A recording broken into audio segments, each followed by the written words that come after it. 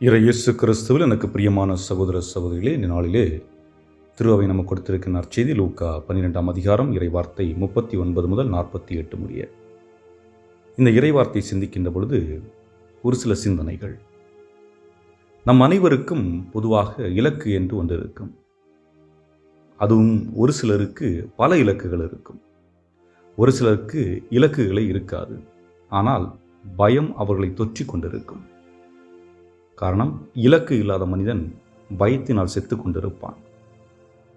வாழ்க்கையில் எதை செய்ய வேண்டும் என்று தெரியாது, என்ன செய்ய வேண்டும் என்று புரியாது. அந்த வேளையிலே குழப்பமும் பிரச்சனையும் அவனை சூழ்ந்து கொண்டிருக்கும் என்பதுதான் இதன் அடிப்படை.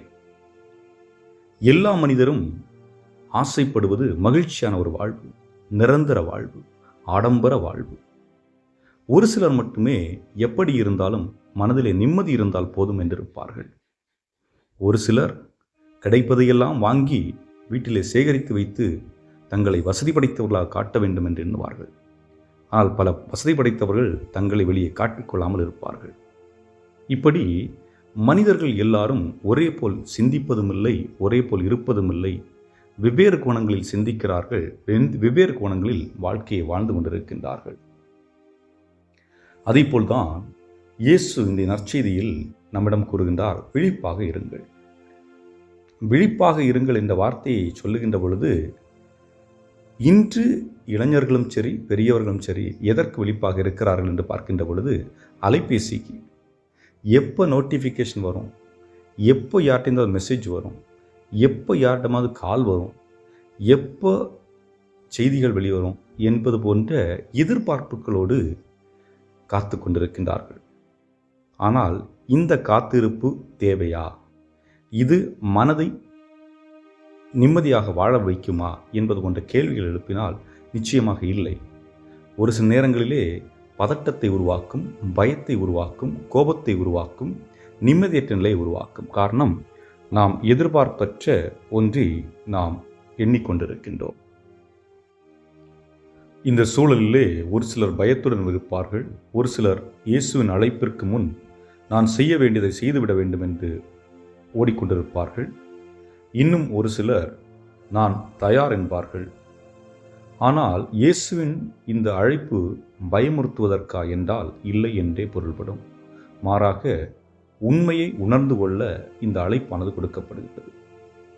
நான் விழிப்போடு இருக்க வேண்டும் என்றால் நான் உண்மையுடன் இருக்க வேண்டும் என்ற பொருள். நான் இந்த உலகிற்கு பயணியாக வந்துள்ளேன். இந்த பயணத்தின் தொடக்கம் என்னுடைய தாயினுடைய வயிற்றில் நான் கருவாக உருவானது. ஆனால் அதன் முடிவு நமக்கு தெரியாது. அதேவேளை உண்மை உள்ளவர்களாக நாம் வாழ அழைக்கப்படுகின்றோம் என்பதை நாம் ஏற்றுக்கொண்டு வாழ வேண்டும். இன்றைய உலகம் கலப்படம் நிறைந்ததாக இருக்கிறது. எடுத்துக்காட்டிற்கு உணவில் கலப்படம். உணவில் உள்ள கலப்படம் உடலை பாதிக்கும், உயிரையும் பாதிக்கும். உறவில் உள்ள கலப்படம் நிம்மதியற்ற நிலைக்கு கொண்டு செல்லும்.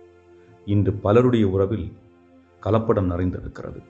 உங்களுடைய உறவிலும் சரி, என்னுடைய உறவிலும் சரி கலப்படம் கலந்திருக்கிறது. ஆகவே இது நம்முடைய நிம்மதியை தொலைப்பதற்கும், நிம்மதியற்ற வாழ்வு நாம் வாழ்வதற்கும் இது உடந்தையாக இருக்கிறது.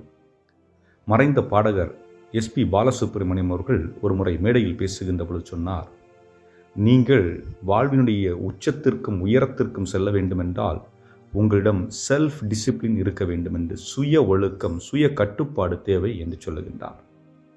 அதே போன்றுதான் நான் கடவுளின் அழைப்பிற்கு தயார் என்று சொல்லுகின்ற பொழுது நான் செல்ஃப் டிசிப்ளின் உள்ளவனாக, சுய கட்டுப்பாடு உள்ளவனாக இருக்க வேண்டும் என்பதுதான்.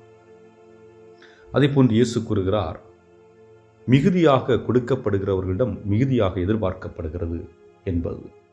அதாவது நீ அதிகமாக நேசிக்கப்பட்டால் உன்னால் மற்றவர்கள் அதிகமாக நேசிக்கப்பட வேண்டும் என்று எதிர்பார்க்கப்படுகிறார்.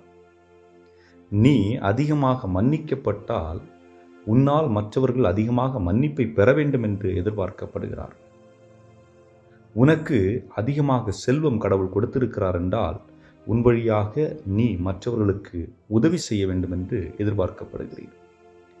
நீர் மருத்துவராக இருக்கிறீர் என்றால் உன் வழியாக பிறருடைய உயிர் காப்பாற்றப்பட வேண்டும், வாழ்வு காப்பாற்றப்பட வேண்டும் என்ற எதிர்பார்ப்புகள் எது உனக்கு அதிகமாக கொடுக்கப்படுகிறதோ அது உன்னிடம் அதிகமாக எதிர்பார்க்கப்படுகிறது என்பதுதான்.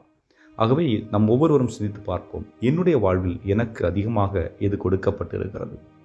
அவற்றை வாழ்வாக்க முற்படுவோம். அவற்றை நாம் பிறருக்கும் கொடுத்து உதவ முற்படுவோம். காரணம், மனித வாழ்வு தனி மனித வாழ்வு அல்ல, கூட்டு வாழ்வு. நான் இன்னொருவருக்காக படைக்கப்பட்டிருக்கின்றேன், நான் எனக்காக படைக்கப்படவில்லை. நாம் அனைவருமே பொது வாழ்வுக்காக அழைக்கப்பட்டிருக்கின்றவர்கள்.